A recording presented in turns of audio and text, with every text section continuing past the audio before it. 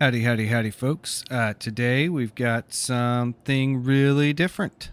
Uh, Today is the official start of the IAE International Aeronautics.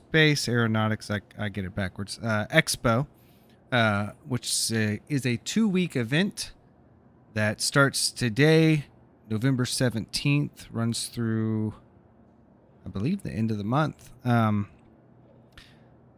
This is the biggest event of the year. I know CitizenCon gets a lot of coverage. Invictus Week gets a lot of coverage, but these 2 weeks, literally every ship that's flyable in game is going to be available to rent and try out. We're going to have some new ships being released, like the one we're looking at right now. And this is going to be a crazy time. There is a free fly event going on during all of IAE. For the record, this was the event that got me into Star Citizen almost exactly a year ago. I fell in love with this game very quickly.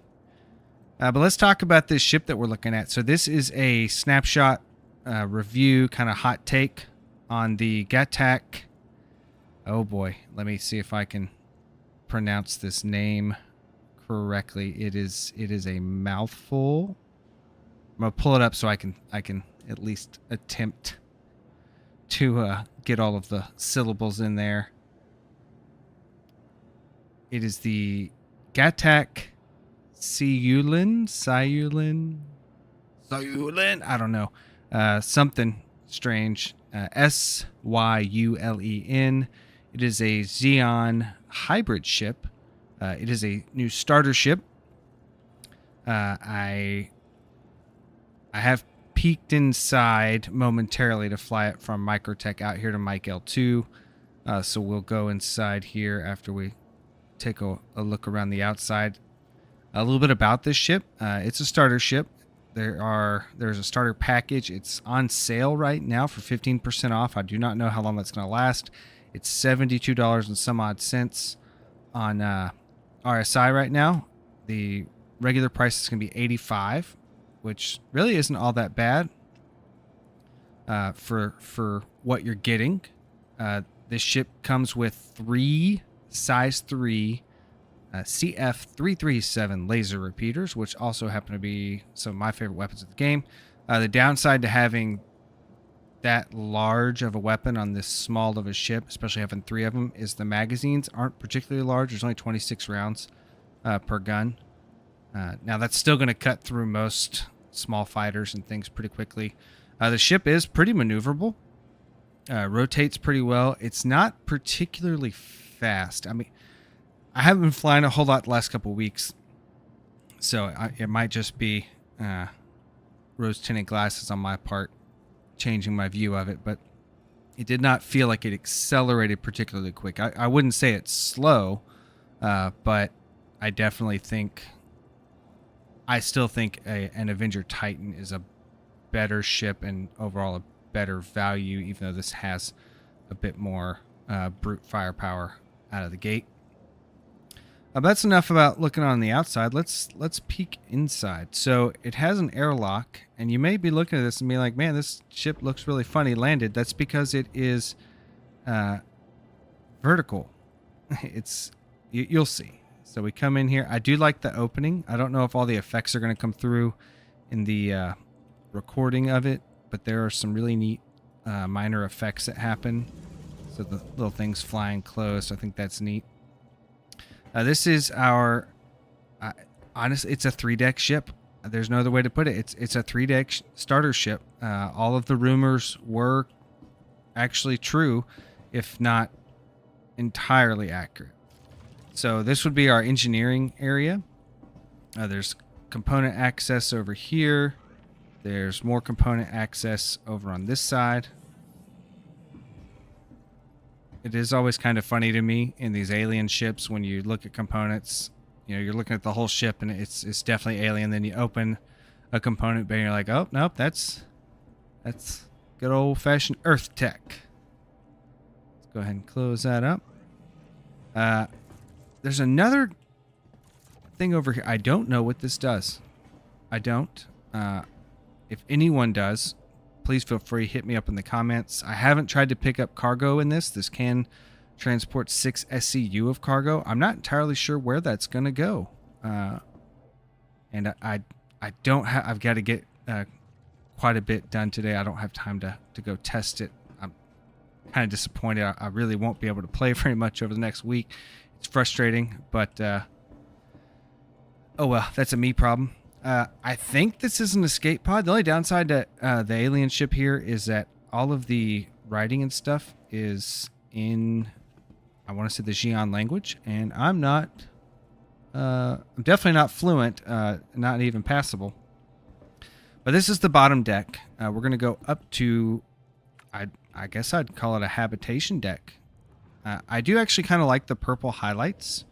I kind of want to show this to my wife. Purple's her favorite color. I think she'll actually kind of dig this ship. One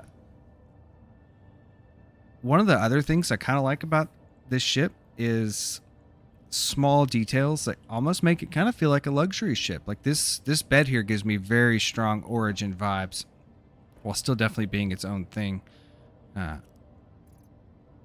There's a little personal storage here. I have not been playing enough, and I'm messing up all my buttons. There's a little like chair that goes away. Oh, I think that might be a no. That's not a toilet. That would be gross. Let's just sit down and see what it is. It's nothing. It's just a desk, but it's nice. It's a nice little detail. We got a full-on bathroom. Let's see what we got over here. Nothing. There's some privacy. Okay, there we go. That is a really uncomfortable looking toilet, but a toilet no less. What does this do? Oh no, here's the toilet. Okay, good. I guess that's a sink. It's really far down there. We got a shower. Oh, we got a shower. Of course, smaller ship, so we've got the handy dandy shower and toilet combination area here. Let's go see the last deck. This would be the, I guess, cockpit. I can't really call it a bridge. There's not enough going on here for me to think of it as a bridge. Oh, a little more component access. Okay.